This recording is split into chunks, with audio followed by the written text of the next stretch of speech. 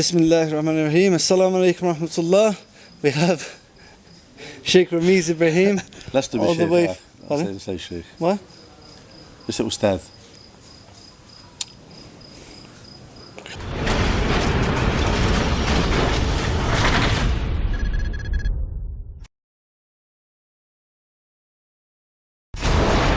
Sheikh is a sheikh. People say, oh, he's a sheikh now, is he? People are mad out there, trust me. I try and chop the head of the snake when it pops out of the ground. Thanks. Okay. We'll put that in.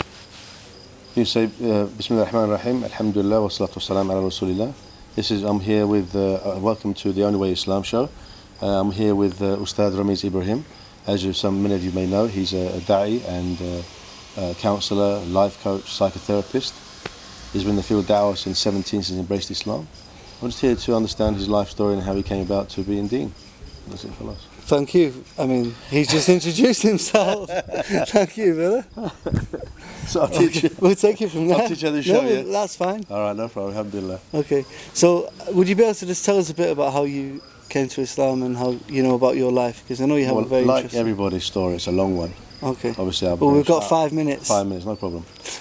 Well, alhamdulillah, I mean, being from a Turkish Cypriot background, people ask me, you're born Muslim. And we know, every child is born a Muslim, the hadith, kama qala Rasulullah sallallahu alaihi wasallam. And I'd say no. I mean, I'm born Muslim, but I didn't grow up as a Muslim per se. My mother would, not my father, my mother would say to me, beware of Allah. He's going to burn you. Allah I mean, literally, Allah's going to burn you. So I grew up with the fear of Allah subhanahu wa ta'ala. I wouldn't say I grew up with the love of Allah or the mercy of Allah subhanahu wa ta'ala. But, I would see in funerals, janazas, women would cover up and we'd go to the graveyard, the imam would come, make a dua, things like that. Don't drink, don't smoke, don't girlfriends, etc., etc. But I grew up with believing in Allah. I must admit that now. And every time I hurt myself, literally, I banged my head or something, I said, Allah, you did that to me because I've done something bad or something like this.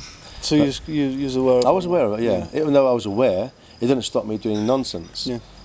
At the age of 24, 25, I said to myself, by the time I'm 30, I'm going to stop all the nonsense and have and during that transition of 5 to 6 years, I started slowly, dropping and leaving behind nonsense. It wasn't until 1986 when I was 17, going on 18, I went to Turkey to see my uncle, and he taught me Fatiha and Qul Huwa Allahu Ahad, sorry, class, and I went to the Jum'ah with him for four times. I was there for a month.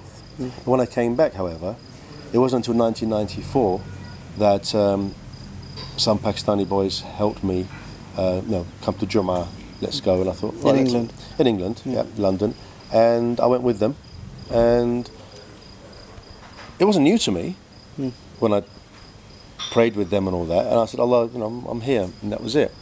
And then 1995, I was going to Australia to live with the Aborigines, meaning I had enough of materialism. I had enough. I'm looking for myself. I'm looking for the way. I'm looking for a path. I'm looking for something. So I ended up in America, though, Camp America, in a Jewish camp there, and eating kosher food. I believed it purified my heart to the truth, and every night I would speak to Allah and say, Allah, open my heart. I've had enough now. And then it wasn't until 1996 when I got a job looking after a boy in a wheelchair, a Jewish boy in a wheelchair. Again, Camden Free School. So I heard the rabbi speak about there's only one God, and I thought, yeah, this is true. I didn't lean towards Judaism. I didn't lean towards or that affiliation. I just, the one God. That's it. I believe that's true. That affirmed my belief in oneness, or Tawheed for that matter. And then the funny thing is, I actually I met a sister in college who I liked, and I was going to propose. That never happened. But as soon as I met her and I started speaking with her, I started reading the Quran. I went to the masjid across the road from my father's shop. Now, where I was living, there was a masjid and there was a road, and the masjid across the road. And for 15 years that masjid was there, and I didn't enter it. I had no affiliation with it whatsoever. But after seeing the sister, I thought, look at me, and look at her, sort of thing. She was practicing. She was practicing, yeah, but it didn't work out. But I continued. So in Islam, there's something called irshad, al-irshad, or al-ilham, meaning that you get guided directly, or by a person, etc. So that shows she inspired me, so to speak. Allah inspired me through her to read the Quran and to go in this direction. Get directions. I read the Quran and continued. I started praying. I started going to Lahya and everything, and then that was it, really. Can you tell us a bit about what you've been doing since you've come into the Deen? I've been to Egypt to do a few programs called Ramadan Changed Me, about life coaching, some programs in Ramadan, actually. Alhamdulillah, I met a few brothers that allowed me to do the da'wah. Now we're in Malawi doing da'wah for the sake of Allah. Well, tell us a bit about Malawi and also your life coaching as well. Well, look at the background of Malawi. The country itself is beautiful. It's lush. It's more lush than England. What have you been doing while you've been in Malawi? Giving da'wah and making a few changes about myself. Has it changed your life? It's changed my life. My life's already changed from Al-Islam, alhamdulillah. And all these transitions and these excursions, I would say, toward my journey to Allah subhanahu wa ta'ala, has allowed me to realise some home truths about myself. Being a counsellor, I did it for myself first and foremost. Yeah. And I don't really like to hear people saying, I want to be a counsellor because I want to help people.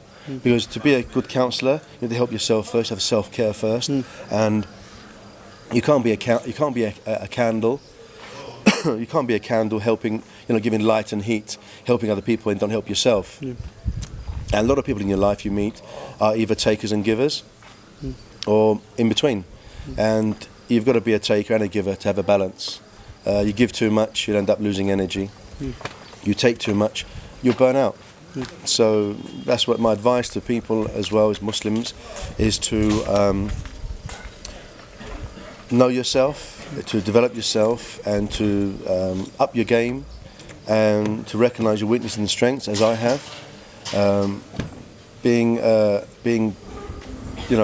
confident on the outside as an adult, but inside my self-esteem is like a child, and there's conflict sometimes, and my inner gets me into trouble sometimes, and my weaknesses get me in trouble sometimes, and I ask Allah subhanahu wa ta'ala to forgive me for them, and other people to forgive me, and my confidence helps people, and I like myself in the sense that my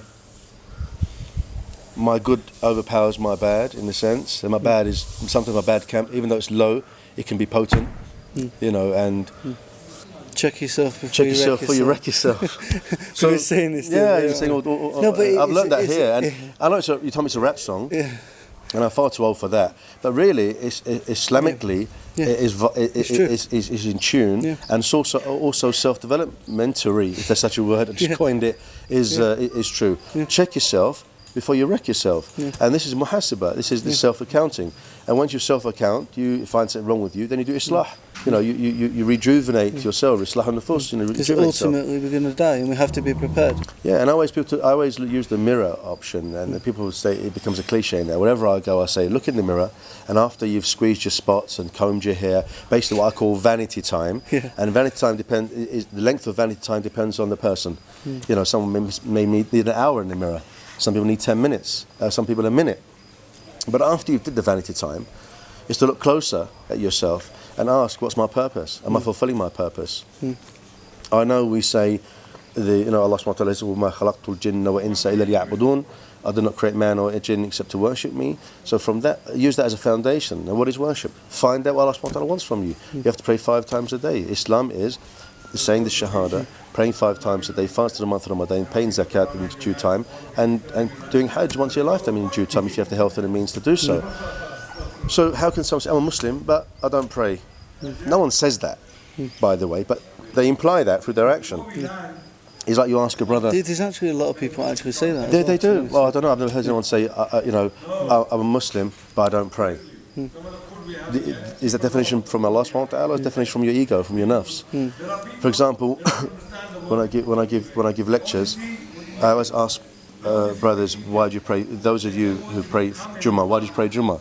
And the answer I get is because it's fard. But what about the 5 daily prayer if that's your principle? Yeah. So, is it true what they say? I'm not judging. I'm just saying, people have to really check this what they speak, because people are not stupid. And they shouldn't be implying to Allah subhanahu wa ta'ala, I know I pray Jummah, Allah, but I'm not going to pray the 5 daily because I'm lazy.